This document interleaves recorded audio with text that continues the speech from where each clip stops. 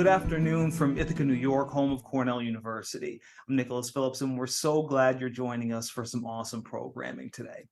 There are numerous organizations that say they practice diversity, equity, and inclusion, but what does it actually mean to experience and practice DEI at work? And what role do leaders play in advancing inclusion for their teams, customers, and community? Well, we have a special guest to help us delve into real-world case studies and organizational research, help us understand what inclusive leadership means for companies today. But before we get started, just a couple of quick housekeeping things. We want our conversation to be as interactive as possible. We welcome all your questions, and we'll do our best to get to as many as we can. Second, we'll also be asking you some questions to kind of help us tailor our conversation. You could submit your responses by scanning this QR code with your phone. We'll also be dropping some helpful resources in the chat as well. So to our first question, we want to know, where are you joining us from? Like I said, I'm joining from Ithaca, New York. And with that, it's my pleasure to welcome Dr. Courtney McCluney. She serves as the Academic Director for Workplace Inclusion and Diversity Programs at the ILR School here at Cornell. Dr. McCluney today will discuss her latest research findings and share some insights on creating more inclusion for marginalized and underrepresented employees. She also happens to be one of the faculty authors of our Building a Diverse Workforce Certificate program. Courtney, thank you so much for joining us today.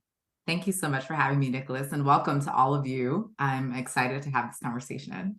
Awesome. So we want to thank our audience for some of their responses, and we're slowly starting to get some responses in here. It looks like Charlotte and North Carolina, both favorites of ours, are representing very hard. So we appreciate all those folks down there.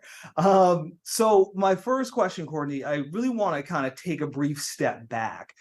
So my question is, when did this idea of DEI kind of first take hold? Yeah, so this is such a great question for us to reflect on where we've been and where we're going when it comes to diversity, equity, and inclusion in organizations. And I'm very fortunate to have an incoming ILR professor, Dr. James Carter, who just wrote this very great review with Dr. Sandra Portacero, who is at Columbia University, on the history of diversity in organizations. And it really did start from all of those landmark civil rights cases and legislation that came about in the 1960s. President John F. Kennedy at the time had signed an executive order that prohibited government contractors from engaging in discriminatory hiring. It was legal prior to this executive order to not hire someone on the basis of their gender, their race, or sexual orientation, and all other criteria of difference if a company did not want to. So in order to make sure that everyone had equal opportunity to employment, lots of legislation was passed, and it was all about complying with the law. That was really the first beginnings of a diversity in organizations. Since then, it migrated a bit. People started to realize that you can actually make more money when your workforce resembles your consumers, and that people bring in a different set of insight and tools to the table when they're coming from different backgrounds. So diversity became a business case. Over the last few years, we've seen a lot more focus on the moral and social responsibility conversations associated with DE&I, really trying to address some past historic issues and wrongdoings that our systems have created, things like not hiring people who have been formerly incarcerated, or creating a lot of barriers and gateways that would prevent people from accessing some family-sustaining wage jobs. So now we are seeing, I think, more of an activist shift of diversity, equity, and inclusion at workplaces, where you're not just trying to do this because it makes you money or you're trying to comply with the law, but you're really trying to create more sustainable livelihood for all of us and thinking in a more humane way of working. So I'm excited that we are looking back, but also thinking about how we can move forward. And shout out to Dr. James Carter again for that work. Yeah, shout out to Dr. James Carter. And you actually stole my next question was, how has this idea of kind of DE&I evolved over time? Obviously, I think of the country in the 60s as compared to now, or in the 70s compared to now, or even just a few years ago. So how has this idea of DEI kind of evolved over time, and the meaning of DEI evolved over time? So I think this shift from legal compliance to this is now a reputational factor. Lots of employees, especially of younger generations, are not willing to even apply for jobs that don't have explicit language around diversity, equity, and inclusion, or a clear standard or approach that they're taking to be more inclusive at work, or to have a very clear diversity, equity, and inclusion hiring and promotion policy. So it is not only good for business, but it's actually the thing that makes business businesses go at this point. I'm excited too that we're starting to finally have the conversation of DE&I as a strategy, as something that exists outside of HR, or not just only in HR, but it can exceed all areas of a work team or functional areas of an organization. I think about, for example, a lot of companies are wanting to do things around Pride. This is Pride Month. So shout out to everyone who's celebrating. Happy Pride. We all should be advocating for more inclusivity and wellness and humane treatment of our members of LGBTQ plus community. And I think organizations, as they're striving to do that, are running into different issues and barriers. And that's what makes it a strategic conversation to think about, what does it look like to create more inclusion and equity for employees who identify with groups that have been marginalized and underrepresented, but also what does it look like from a product placement standpoint, or not just placement, but how the type of products we create, the type of customers that we think will use our products, the type of impact we're having on the environment. All of these are diversity, equity, and inclusion conversations. So to start to spread that message and evolve it from that legal to HR to now company-wide initiative, I think that's the evolution that we've seen, and I hope it continues to expand from there. And it seems like a lot of, major cultural events have affected how we kind of think of DEI. Is this kind of the right type of thinking for us to, look at some of these major cultural changes? I'm just thinking of, what happened, everything with George Floyd, and there was kind of that shift as well. So is that something we should think about as well, is that major cultural shifts can have an impact on some of our thinking regarding DEI?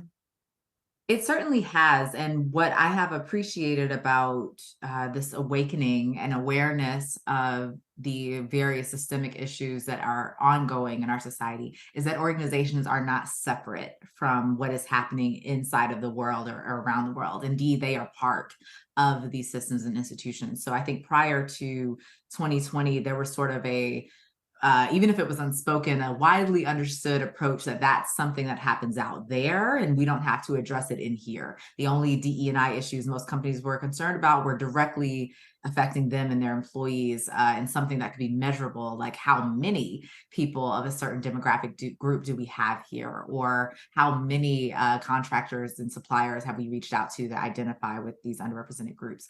Now, since that conversation has opened in 2020, it's thinking about how is the systemic issue affecting the well-being of our workforce, affecting how we go about engaging with our customers and the services. Do we care at all about what's happening in society? And do we have a responsibility to now address that? Those are the new questions that I think organizations are starting to ask themselves. And I think it's also what consumers are asking of companies. Like, do you care enough about the systemic racism that's happening with policing and with unhoused populations, with the climate issues that we've been ongoing as of late? Do you care enough about that to do something and to change the way you've been operating so that you can better address these issues? And I think of all of that as a DE&I conversation. And what's that shift been like for some of these major organizations to think about not just DEI from an employer standpoint, but from essentially an entire cultural standpoint, knowing that their employees, like, hey, they follow these things in the news? What's that shift been like for some of these major organizations? It has not been easy. I will say this is new territory. This is something that I think a lot of CEOs weren't quite prepared to handle when it came to addressing these issues. And there needs to be a lot of unlearning, some re-education, some questioning these taken for granted assumptions that we've had about the way business is ran and run. I'm excited. I'm thinking about work from Drs. Leon Prito and Simone Phipps. They did a great historical look at some of the cooperative businesses that African Americans had started in the turn of the century in the 1900s, and how they had a different approach to making money and engaging in business that was addressing social issues. And so they're starting to bring those historical ways of doing business back to the forefront. And those are the type of tools that can help to re-educate companies that want to do more and engage in more DE&I beyond their HR or legal compliance, because it has been done. Unfortunately, as a species, we are quite repetitive in our behavior. So although this seems new, to have a much broader view of DE&I, it can be done, and it has been done. So what I encourage a lot of companies to do as they think about expanding the work and creating more strategy from a diversity, equity, and inclusion lens is to look to history and look to what has been done from people, even present day, who are doing such responsible ways of engaging in business. I think about the B Corp movement, for example, where you're agreeing to uphold specific standards as an organization in order to be certified as a company that's trying to do good. So what would it look like for you to do good when it comes to equity and inclusion and representation? Yeah, so it has not been easy. It won't be easy, but I think we have a solution for that, or at least a way that people can engage in it. And it's something we'll get into a little bit later in our conversation. Yes, and it seems like change is never easy. And Yeah. I'm just thinking of, those who don't remember history are bound to repeat it. So I'm got to let it noodle a little bit. And I actually just got a great audience question in, but very, very quickly, I want to thank the audience again for your responses. So this actually brings us to our second audience question. So our second audience question, again, scan the QR code with your phone. We want to know what comes to mind when you think of DEI, and we'll kind of slowly rate for your responses. And I want to get to that audience question that Anne actually just asked. So Anne wants to know, how does justice often add to DEI work that fits into this idea of work and workplace? Yeah, so there's been lots of letters added to DE&I over the years. There's belonging, access, justice. And I think what all of these additional letters are trying to get at is these are the outcomes that we expect of organizations that are actively and deeply engaged in diversity, equity, and inclusion work. We expect people to experience belonging. We expect for people to have equitable access to economic opportunities, to wellness, to work that's meaningful. And when it comes to justice, we expect there to be societal injustices that have been addressed and corrected.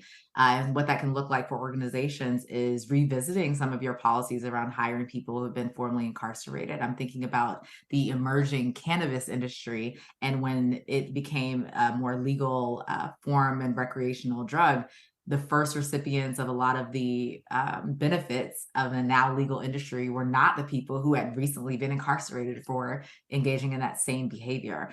So justice would be addressing that and fixing and rectifying this ongoing practice we had of creating inequity and inequality and reproducing a lot of the inequality that we see at all sectors of society. So I think justice and equity and inclusion, all of these are both strategies and lenses that companies can adopt, but also outcomes. Like, we should expect to see diversity, equity, inclusion, justice, belonging, and access by companies that are actively engaging in this work. So it's a cyclical process that you have to first look to see what your diversity, equity, inclusion, justice looks like, to therefore reach the outcomes that you desire. And we're getting a lot of audience responses in, and it looks like a lot of them actually are on the same page as you. They think of belonging, when they think of what comes to mind when they think about DEI. And, is it time that we add that B letter to DEI, or, should we wait a little bit, or do you think we Yeah. should add that B? Yeah. I definitely don't want people to get lost in the DEI alphabet soup, because we could just keep adding letters forever. And unfortunately, as a society, our attention span is very, very small. And we are constantly inundated with information, with just a new criteria to address. And what I would like to see is more of companies practicing any of these letters and being able to discuss what it looks like to engage in that work, and to have some tangible, even if they're small, outcomes, but just being able to measure along the way, like, how are we progressing towards creating a culture of insert, DEI alphabet soup letter here. So that's how I think we would probably benefit more as a society if we saw more of that engagement. And Danielle actually chimes in with a great question along this similar line. So Danielle asks, what do you think about the emphasis on belonging lately? Will this help the effort, or is this merely a semantic exercise? I think what's so interesting about that question, I again want to refer to Dr. Carter's work, They also, in their historical analysis of the evolution of diversity in workplaces, realized that even using the term diversity, even though it's now considered charged in some states and political conversations, that use of the term was strategic. It was also meant to offset the more charged language at the time of the 60s of compliance, of legal, of not wanting to violate the law, or you have been prohibited from discriminating.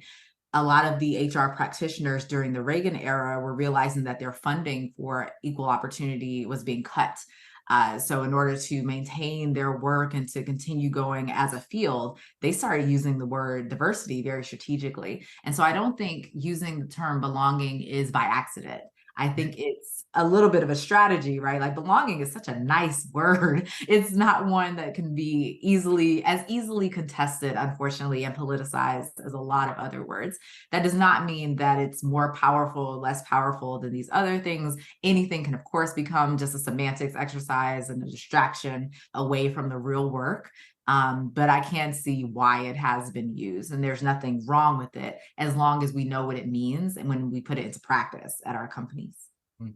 Words can certainly be powerful. And Anne and Danielle, thank you so much for Thank those you. questions. So I want to kind of shift a little bit, and I'm kind of thinking about some of the terminology and everything like that.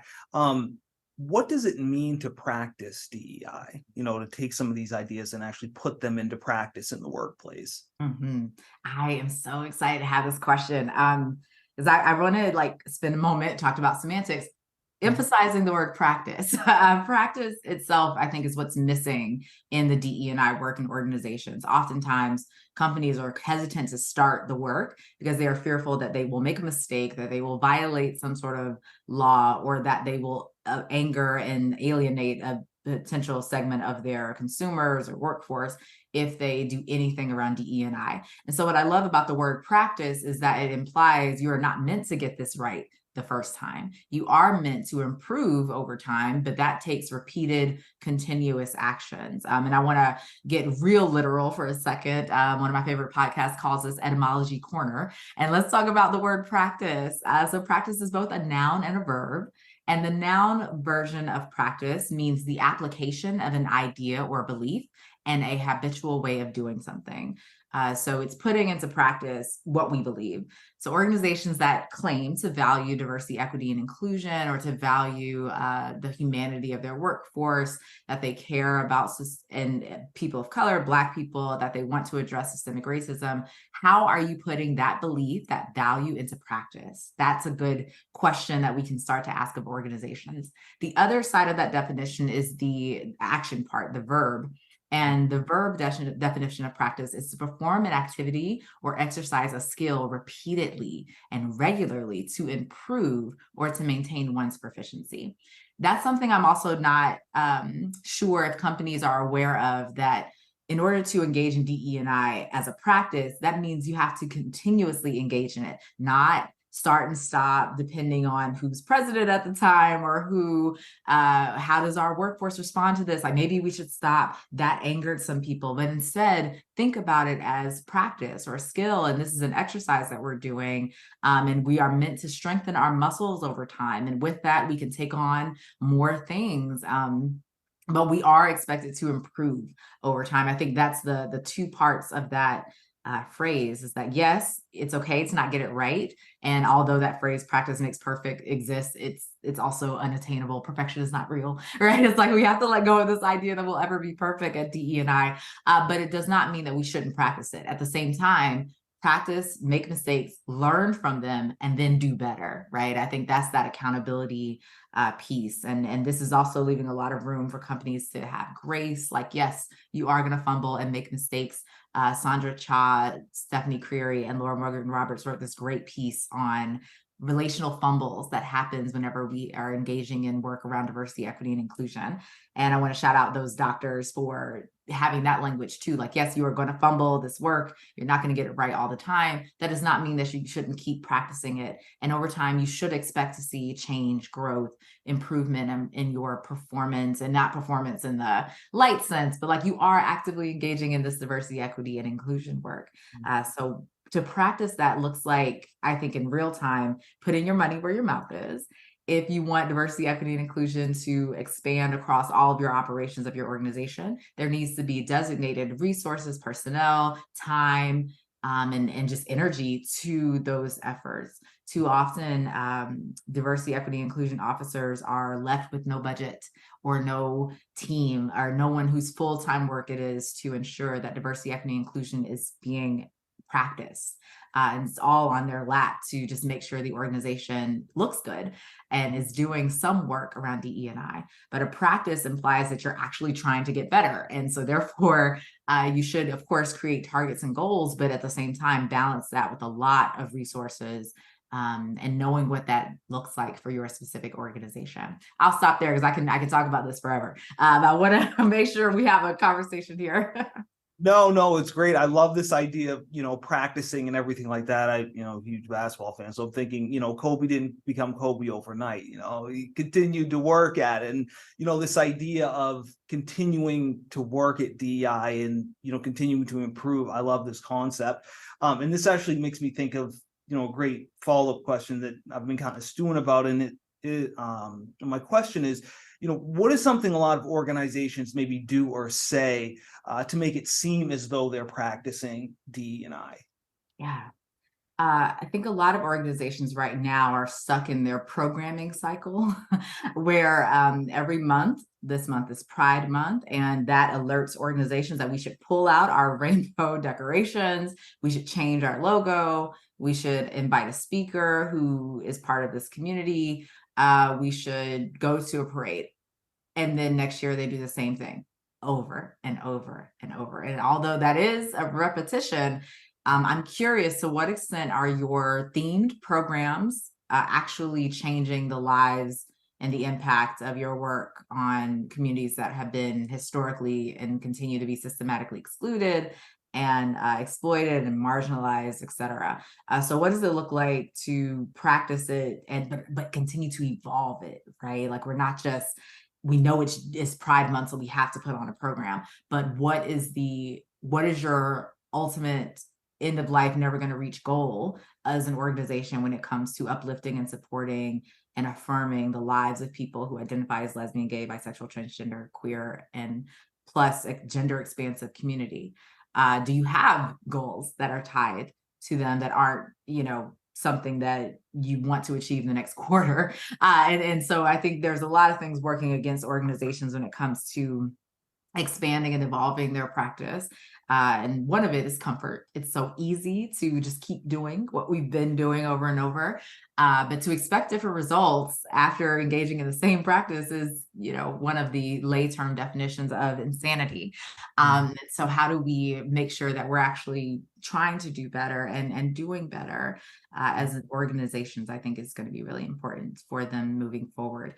I think the other way that a lot of companies think they're practicing DE&I is over focusing on HR related processes.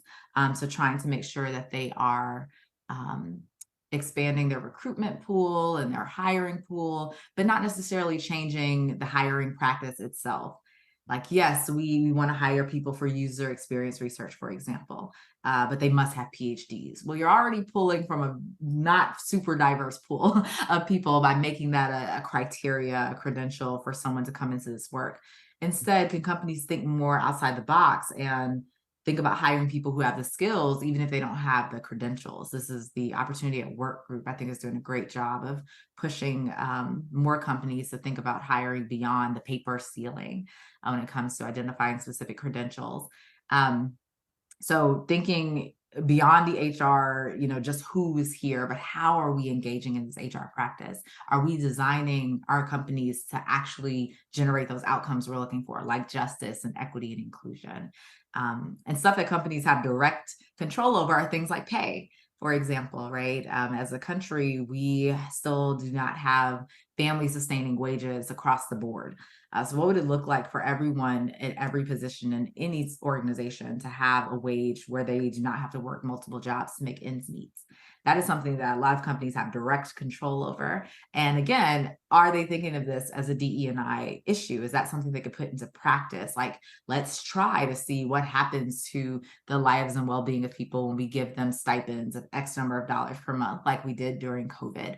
What would it look like for companies to increase the pay of their employees so that everyone has a family sustaining wage?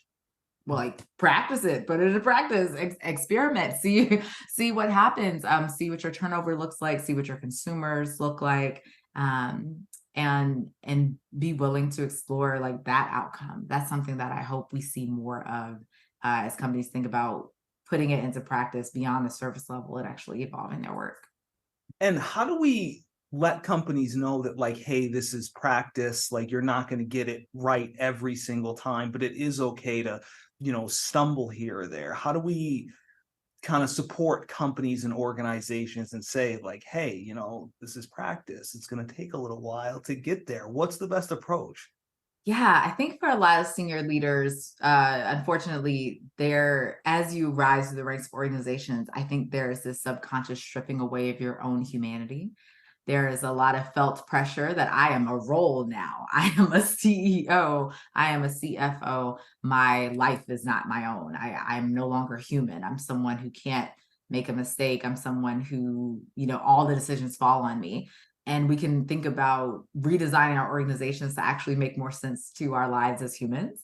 Where we as humans are finite, we are going to make mistakes, and a lot of things shouldn't fall on just one person. So as a CEO, you can definitely empower others in your organization, grant them the power to make decisions around things. So it's not just all falling on you. And if it fails or doesn't fail, it's up to you. This is probably a conversation that the board of directors needs to have for some of these large corporations. Like, what expectations do you have for your CEO when it comes to diversity, equity, inclusion? And are they realistic? Or is it something that there could be a lot more shared governance, shared leadership, shared decision making around? Probably that includes the people who are impacted by the decisions that you're making. It's such a different model to think about, as we've created such hierarchical organizations where all the decisions happen at the top and it affects everyone at the bottom. But that also, I think, dehumanizes everyone throughout the organization. It dehumanizes the people at the bottom from having any autonomy and say over their lives, but it also dehumanizes the people at the middle and at the top who feel as if they have to make the most profit-driven decision, not one that actually makes sense for people's lives and for their own life. To think that you have to just make this trade-off or trade-in, that if I want to be a leader or make this much money, I have to be perfect and cannot make a mistake and cannot fumble my way through this. Like, no, we're all human, and let's think about how to design our work and our position so that it acknowledges and honors our humanity. And you were speaking a little bit about the board of directors, and I'm interested to know, how should organizations think about DEI, not just within an organization's maybe, high level employees, but maybe some of their entry level employees as well. So how should they think about DEI from maybe the top down and Yeah. not just one specific level of employee? Yeah, let's go through all the levels.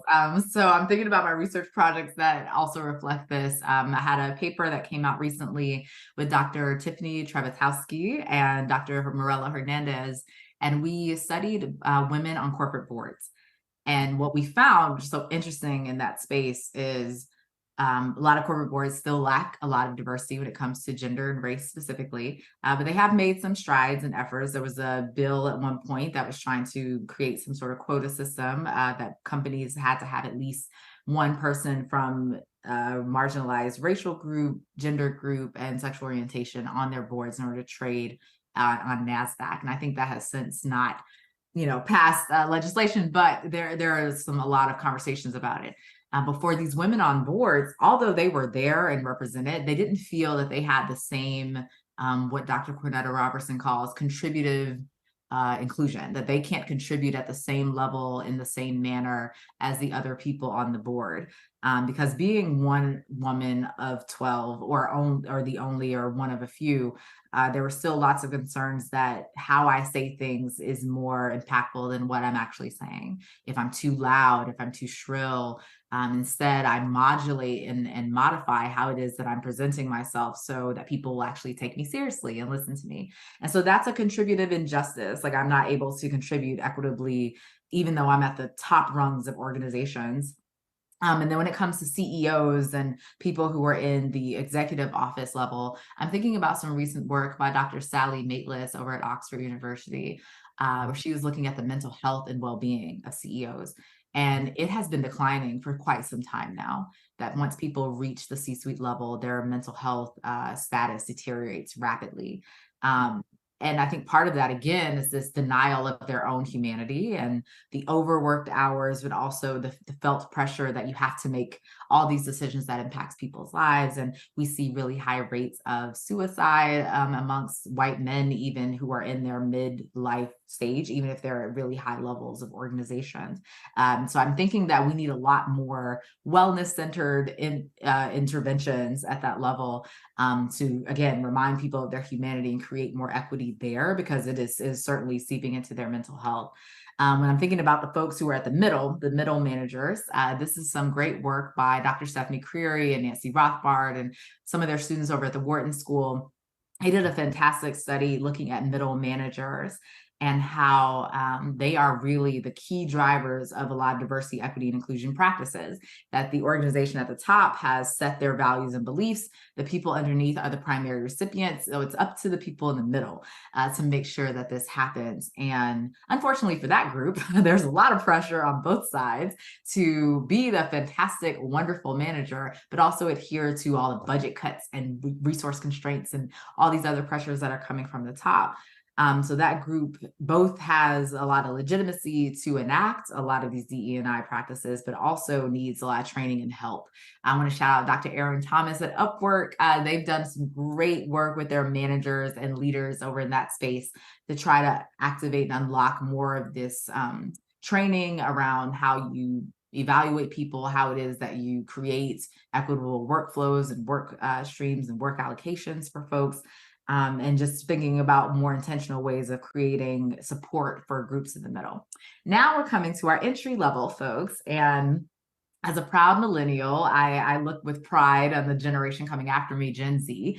But we have increasingly cared less and less about how things used to be. And we increasingly want more and more change in organizations.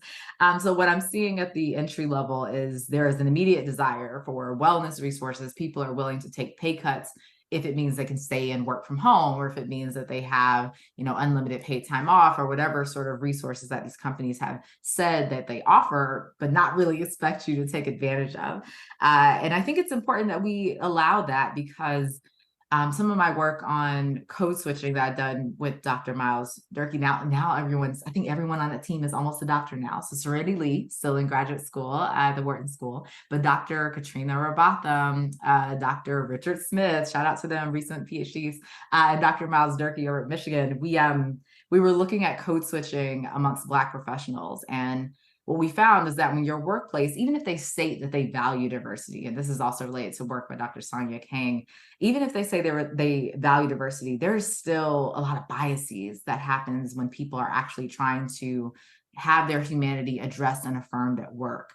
Whether that's, I'm wearing my natural hair to work, it's still legal to fire people in various states around the country for having natural hair and being seen as unprofessional or incompetent.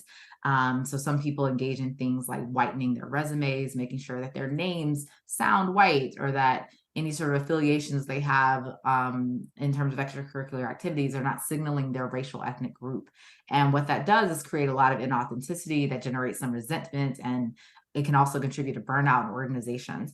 So creating more, inclusive workplaces is critical to maintain that entry-level workforce that is already demanding that these companies have diversity, equity, inclusion plan, have wellness plans, are doing well for the environment. Like the entering workforce is demanding a lot. And if they don't get it, it's going to be, I think, bad for companies' future existence. So it's very important and vital that we think about this in different ways. Trying to think, is there any research I didn't talk about? Or I think the last one I wanted to quickly think about when it comes to the organization as a whole, this is work that my colleagues and I had actually done back in 2016, and it's shocking to say that it's still relevant to this day. Where we wrote a paper to express our own grief and anguish about all the killings that have been happening at the hands of police of these unarmed Black and Brown people. And so we wrote a paper on our desire to call in Black to work. And there was this desire to we would rather stay home or not have to go into work and pretend like everything's okay when it's not. And we weren't sure if our leadership had the skills, had the capacity to learn and desire to support us in our anguish and our grief. And so I want to see more changes there too. And shout out to that authorship team, Dr. Danielle King, Dr. Abdel Fattah Ali, and Dr. Courtney Bryant Shelby. We did that work together, and it was really great. Yeah. Yeah, I remember that code switching event you did. It was amazing. I would highly recommend for our audience going and watching that. It was very, very informative. I want to shift just a little bit to some kind of current events. Now, I know a couple of weeks ago, Chick-fil-A had announced that they were hiring a VP of DE&I, and I know they got some pushback when it was initially announced. So how should some of these major organizations like a Chick-fil-A, for example, handle the balance between practicing DE&I and promoting that, but at the same time knowing that they might get some pushback from some of their customers? Yeah, so I'm not gonna lie, I was surprised when I heard that Chick-fil-A was hiring someone in DE&I. And so I think for a Chick-fil-A, there's a handful of companies that we sort of have in our minds that we've associated with values and ideologies that do not seem to align with diversity, equity, and inclusion. So Chick-fil-A is one of those companies, and they did get some immediate pushback because there seems to be a values practice misalignment. And what scholars call that is this decoupling. There seems to be a decoupling between what you said you value, or at least how we've seen you participate in the past, with where you donate your dollars, with the type of things your CEO has said, from your actions now. And so as companies want to make a shift, if it's making a shift towards more diversity, equity, and inclusion, and trying to address issues around that, be aware that people expect your words to match your actions. And if it seems like there's a misalignment, there's likely going to be some pushback. I think a lot of this happened in 2020 as well, when an unprecedented number of companies all of a sudden cared a lot about Black people. And prior to that, I was like, I didn't see any evidence that you all cared this much. But now there seems to be an overwhelming response that we also care. So whenever there's this values misalignment, I think the companies can expect pushback. But at the same time, like any change, any strategic change, any new product, any new marketing strategy and campaign, there's going to be a reaction. And I think companies have to become more resilient and have more grit, so that they can absorb the shock of that reaction and not get so afraid that they backtrack on what they're saying. And that's a fear that I have for companies like Chick-fil-A. It's like, don't start backtracking. Like, this is the time when you lean completely into that discomfort. And I think of that from a company level, but also at individual level, that a lot of folks who are in positions of power, as soon as there's like a pushback, it's almost a signal to their brain, like, yeah, see, I told you we shouldn't do this, because look, there's a negative reaction. But instead, they should try to foster what they try to teach children from systemically underserved neighborhoods, to have more grit and to build some resilience, so that you're not thrown off every time there's a reaction, but also to anticipate it, like anticipate that people respond to a change when you make it. But not being afraid to stand within this change that you're making, especially if it's starting to align with how you see the company or how you want the company to start practicing its values. Like, just know if there's a gap, there will be a reaction. Anytime there's a change, there'll be a reaction. Prepare for it, and then do the work of responding accordingly, as long as everything is aligning with those values and actions. I'm not gonna lie, I was surprised when Chick-fil-A did that too. I was little surprised, little surprised for sure. Yes. I guess I didn't realize there was kind of an academic term that, Mhm. that's happened before in the past, where, organizations that we think might be a little bit more conservative, maybe take one small liberal step and get some pushback. I guess I didn't realize there was an academic term for that, and it's happened in the past before. Mhm. So it's Yeah. very interesting for sure. And just kind of, staying on this idea of Chick-fil-A and some of these major organizations that get pushback, what's the first step leadership should take to develop maybe a culture of diversity, equity, and inclusion in an organization that maybe was conservative in the past, or maybe that didn't have that foundation in its history? That's such a great question. I think, and honestly, we don't know if this did happen at Chick-fil-A or not. So I don't want to deny that this could have happened. But of course, there needs to be an internal conversation. There needs to be internal communications from leadership that this is what we're doing and this is why. And this is how it's tied to our values, rather than saying, and honestly, just being honest about the reason why you're doing it. Our competitors have a DE and I a VP. We should have one too. If that's your reason, stand on that. Like that is your initial reason. But being able to clearly articulate why you're engaging in whatever action, whatever practice you're taking, and being able to tie it to your values. And if you don't yet know what that is, and that probably tells you you have a little more work to do before you announce a change that you're making. Hopefully this does not come to as a shock to the employees, right? Because even though it's a shock to us as people who are outside the organization, inside the organization, I hope that there has been communication and dialogue around what is happening and why. For companies like these larger corporations, I think where we see a need too for leaders is to make it clear, not just to their customers, or to their employee and workforce. That's of course one conversation that needs to be had, but there also needs to be a lot more intentional and deliberate conversations with consumers. Because what we're seeing from the Chick-fil-A backlash, from the Target backlash, and for those who don't know, there were several Target stores that were that experienced some violence and destruction by people who were upset at the display of pride material and clothing at Target stores. And so you do want to maintain the safety and protection of your frontline employees of any organization whenever you make a big shift and change. And that is where I think leadership should also step in very clearly and tell their customers, like, this is what we value and believe. So this is what we are selling, and this is why. And you can expect, if you walk into a Target store, a Chick-fil-A, or whatever these companies are, you can expect to see our values on display. And if that is not something that aligns with your values, or if you feel like we shouldn't do that, direct those comments to me, not to our frontline workers, not even to me, like as if the CEO is the individual sole decision maker, but direct it to us as a whole, because we are, as a whole family of the, not family, I hate using that word, we're organizations. We are a whole entity, corporation. And we, as a whole are taking this stance. I think if a lot more CEOs set expectations for consumers, it would enable consumers to make decisions about where they'd like to shop. And it also would possibly prevent some of the targeted violence that happens to frontline employees who likely weren't the ones making the decisions that the company has made to engage in whatever, actions that they've taken, whether they're diversity, equity, inclusion related actions or not.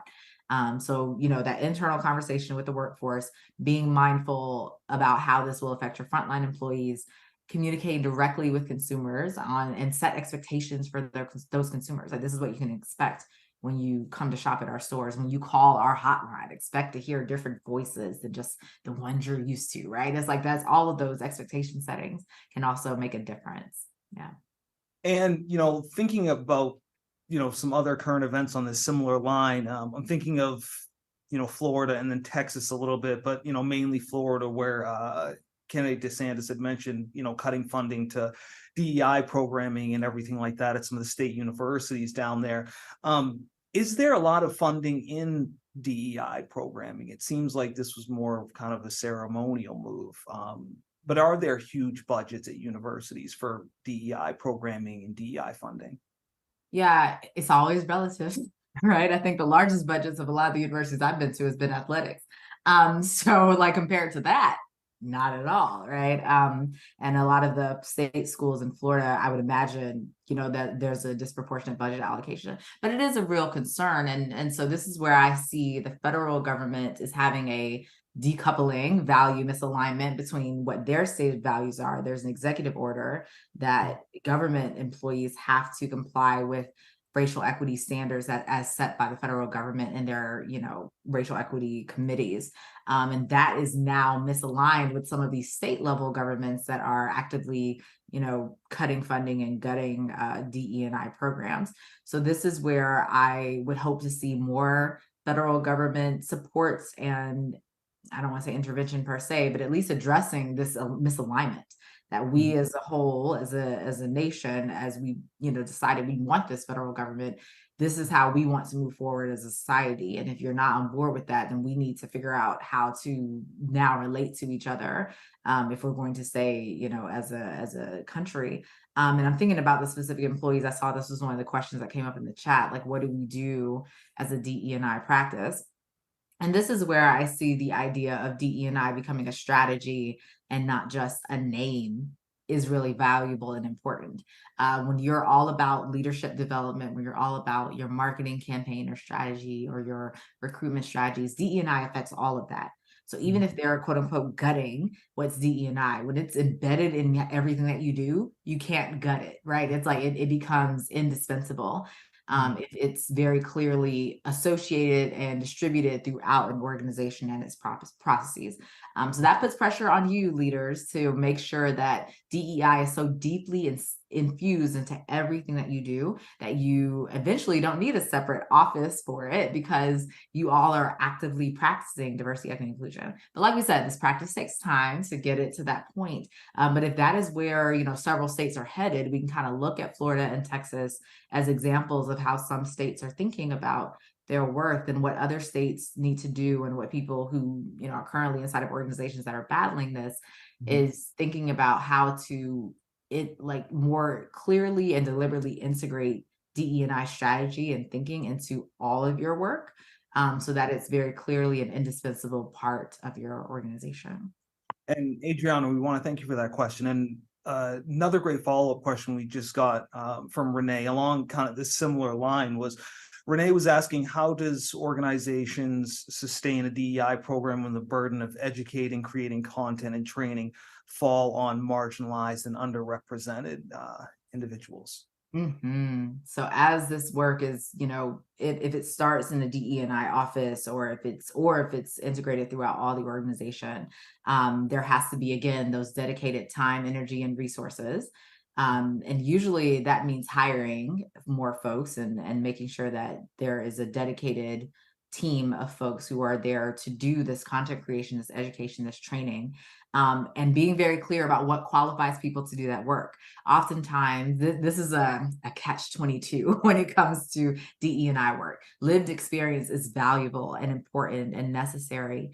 And there is a value to people who have spent time thinking about working in and strategically developing learning materials for folks to understand the lived experiences of others. So just because you have members of your team who identify as Black women does not mean that that Black woman is the educator of all things DE&I, unless that is her specific role and job and she is being paid well above average and also given adequate time off and all these other resources and things that are necessary to sustain that work. But just assuming that this person will do the work because they're coming from a marginalized group is, like Renee is saying, creating a disproportionate burden, and is actually working against all those outcomes of DE&I that companies are searching for through engaging in this work. So there has to be some very clear, deliberate effort and intention put into the DE&I work. And there's not, there's room for external consultation, of course, but I would like to see a lot more companies adopting this for themselves.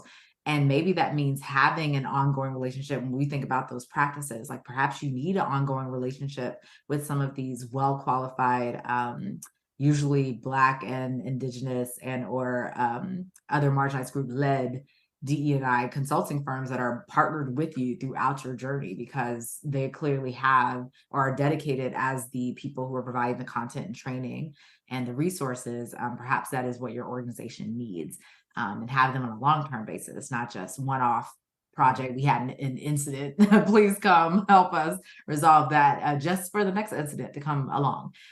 So instead, thinking about it as a journey, as a practice, and as a practice is we are going to have this long-term retainer with these, DE&I firms. I think that would be a great model. And I do have a follow-up along this line, but I want to make sure I get to our very, very last audience question. Mhm. So with all this in mind, audience, I want to know, what does your organization do to promote DEI? Again, you can submit your responses in that QR code there, and we'll kind of get them on our screen off here. But my follow-up, Courtney, was, using Florida and Texas as an example, do you think these are extreme cases, or do you think this might be a trend, or do you think maybe it'll get nipped in the bud soon? Oh, I'm so pessimistic. I'm a very pessimistic when it comes to our political climate. Unfortunately, I think this is just the beginning. I think it's just the beginning of a lot of states, a lot of private companies. We've seen this in the private sector too, where there has been pushback against DE&I trainings and conversations since the Trump administration, honestly, when there was that initial ban of words like privilege and race. It's, I think, cascaded into all these things that we could do to create our own comfort instead of thinking of it as a learning opportunity. And that learning involves discomfort, right? And the more comfortable we get with feeling uncomfortable, especially people who are coming from more dominant groups in our society, the more learning we can have and more like engagement with this content. But again, when we deny our humanity, any little feeling of discomfort feels like, ah. And it's like, remember that first time you were a kid and you jumped off that slide? You did hurt yourself, but you had fun while doing it because you had no, prior knowledge that this might hurt. Be willing to dive on in there when it comes to this D&I work, and you'll come out more, knowledgeable for it and better equipped to handle this work, instead of just constantly that feels uncomfortable, I'm not going to try it. So yeah, unfortunately, I think it's a trend and I think it's going to keep going, but we do need to put in some safeguards along the way, and I think companies are actually the great intermediary to do that. I remember, I forget what year it was, but I'm from North Carolina, and there was a ban on bathrooms for people who identified as transgender. There was this lack of accommodations and providing multiple bathroom facilities. And a lot of organizations, a lot of sports organizations pulled away from North Carolina and would no longer host events there. And it affected the economy, and that led to changes. So I think companies, again, you have a lot more power as an organization to affect change when it comes to political ideology and divisiveness if you choose to put your money where your mouth is. And if this is something you value, if you value the safety and well-being of your employees, then it's not just not engaging in certain states for programming, but also thinking about where your donation dollars are going. Who are you publicly endorsing as political candidates? Do their ideologies align with yours? And with the ones of the company, or are they just in the best interest of your company, but not in the best interest of your employees? I do remember that. I think it was the NBA All-Star game. I feel Yeah, it's like like NCAA basketball. Yeah, they all like left. Yep. Yeah, I do remember that. And audience, thank you for your responses. It looks like we're getting kind of a slew of different responses. So the two big ones are DEI committees and trainings. Now, how critical are these, I guess, two different things that organizations do to promote DEI? So first, how important is it to have DEI committees? And then second, how important is it to have trainings? The so, um, committees in general, I'm coming from academia too, so we committee overload. I do think that sometimes there could be this overemphasis on committees and on trainings, honestly, and there needs to be a balance between the two.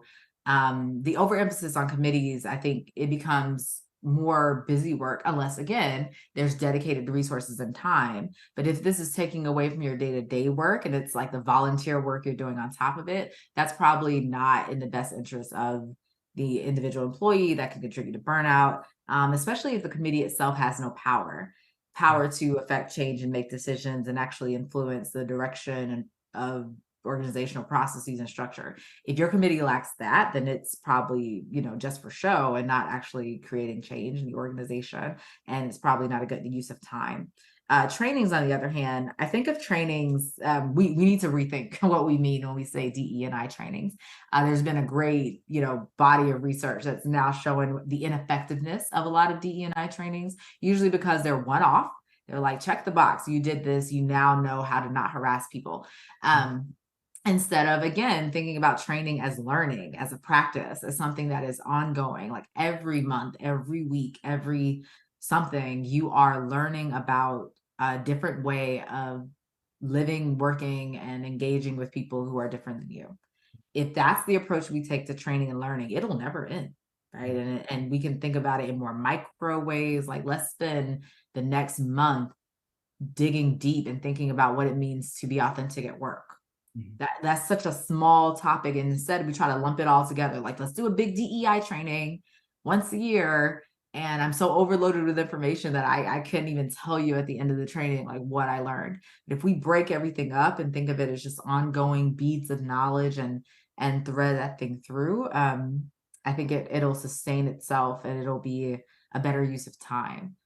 So how do we just create more learning trainings, I guess, and think of it as ongoing learning? And is there something that, organizations, large, small, medium size, is there one thing that maybe all organizations can do, even if it's a small step, when thinking about, DEI? Is there one small thing that, organizations at all levels can do, to emphasize DE&I? Yeah. Well, I want everyone to do a collective breath. Take a deep breath. Again, that denial of our humanity, I think, is at the root of why DE&I has not progressed as far as we'd like it to go, or why we're seeing this political backlashes, responses. It's like everyone just take a deep breath and pause for a second and look around and see that, like, you're human, I'm human, we're different. But can we start there and start with just acknowledging and recognizing our humanity and our need to be well, to have water, to all these things that we just need at the most base levels to survive. And if we started from there, just that like collective point, like what can I do as an individual? What can I do as a small organization, a large organization that contributes to our collective humanity, well-being, like inclusion, like. But it does require us to take a step back. There is no like silver lining solution. Like, here's the one thing you need to do. But the one thing we all can do as a collective is just like pause, take a deep breath, and like think about it for a second. So I know for me, for example, in the work that I do, I realize that I work too much and I should take a break. So I don't work on Fridays. And that's something that I think a lot more organizations can think about, how to change their work structures, that more people have time away from work, if that's what they need. Some people just need to not go back to back meetings all the time. You just need like a break in between. That's something companies can change, right? And these are, again, equity and inclusion issues. We don't think of them as that because we're always just focused on recruitment. But instead, it's like, how are you engaging your day-to-day work? Is back-to-back meetings actually creating room for people to be well, for people to pause, for people to learn and reflect? And if it's not, can you change that? Can you change your meeting structure, and create more equity and inclusion there? Like that. Like these are small things that companies can do for sure. The large ones, though, it's we're in a capitalist society. You got to give your money. You got to give your money towards issues, towards causes that are affecting change in a way that's going to lead to our collective well-being. But for the mid and small size, it's this things you can do to change your company culture, and you got to do more of that.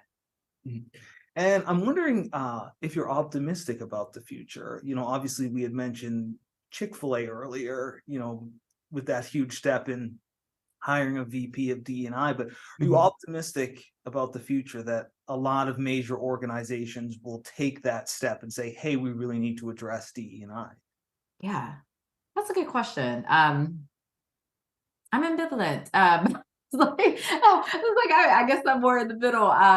On the one hand, I do think I just want to again shout out all the amazing folks who have been in this work for decades, for 5 minutes, for however long you've been in it. And I'm seeing just more interesting, exciting ways of thinking about this work.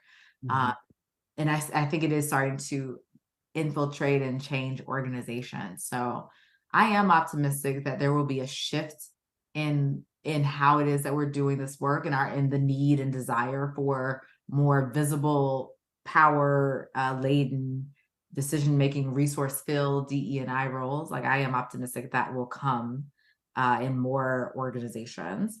Um, and for the future, I mean, Gen Z is amazing. Like, I never understood that hating the generation that came after you. I love them. And I love that they're holding us accountable for all the things we're doing that we could do better.